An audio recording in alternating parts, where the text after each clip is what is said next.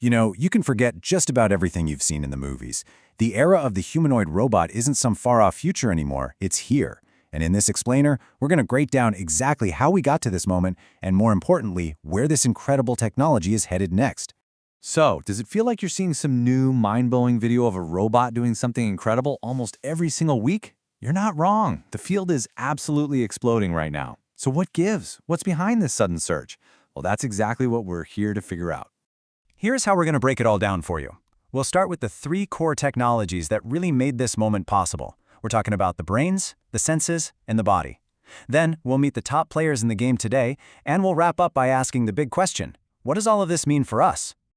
Okay, so here's the most important thing to understand. This didn't happen because of one single eureka moment. Nope. This revolution is happening because three totally separate fields, that's artificial intelligence, sensory tech, and mechanical hardware, have all gotten really, really good at the same time. It's like a perfect storm of innovation. All right, let's start with the first piece of that puzzle, the brains. This is what truly separates a modern humanoid from, say, a simple factory arm. We have moved way, way beyond just basic pre-programmed instructions. Right at the heart of this new generation is a concept called world models.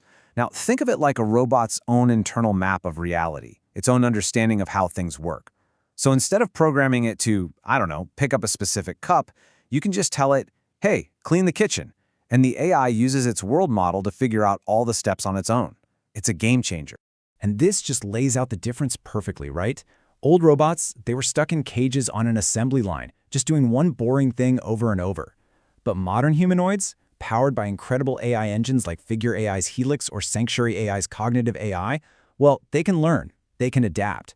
They aren't built for a cage, they're built for our messy, unpredictable world.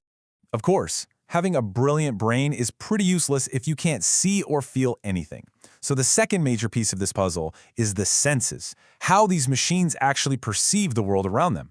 And we're talking about a whole suite of advanced sensors here. Robots like the 4N1 from NEURA Robotics use 3D vision to actually understand depth and space. They have tactile feedback in their hands, so they know exactly how hard to grip an egg versus, say, a soda can. This multimodal approach lets them see, hear, and feel all at once, feeding all that rich data back to that powerful AI brain. So now let's talk about the final pillar, the body. Because once a robot can think and it can perceive, it needs a physical form that can actually act on all that information. And, this is crucial, do it safely around people. You know, one of the biggest engineering leaps has been the move away from loud, complex, and messy hydraulic systems to these quiet, super efficient electric motors or actuators. This might sound like a small detail, but it is absolutely huge. It's what allows robots like the brand new Boston Dynamics Atlas and 1X's Neo to work right beside us without all the noise and potential for messy fluid leaks. And to really get a sense of the incredible detail we're talking about, just look at this number, 22. The 1X Neo robot has 22 degrees of freedom. That's 22 individual points of movement in each hand. That's the kind of complex engineering that allows for the delicate, precise movements you need to handle everyday objects. But it's not just about being nimble, it's also about safety. The Neo weighs in at only 30 kilograms. That's about 66 pounds. And this isn't an accident.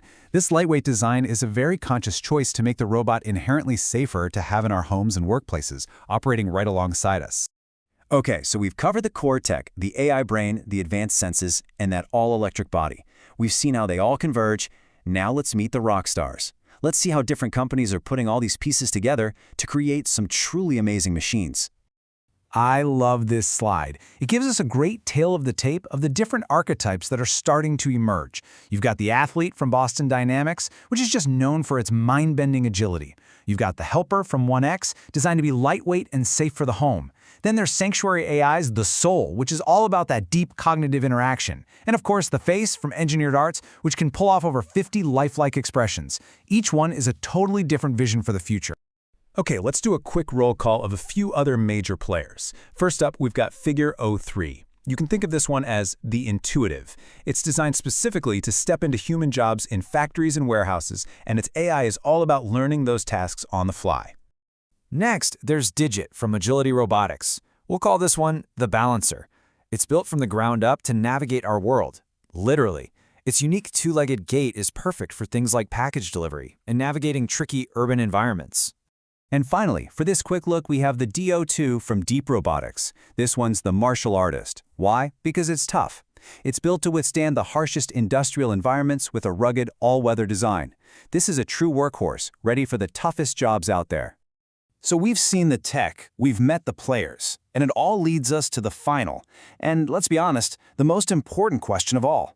What does this convergence of incredible technology actually mean for us, for our future?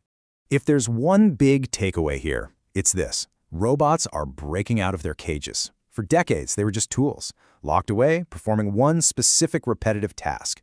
But this new generation, they're designed to be general purpose, to walk, to work, and to exist in our spaces, from the factory floor all the way to our living room. So the robot revolution isn't coming. It's here. The technology is here, the companies are here, and the robots, well, they're here. The only real question left is, are we ready?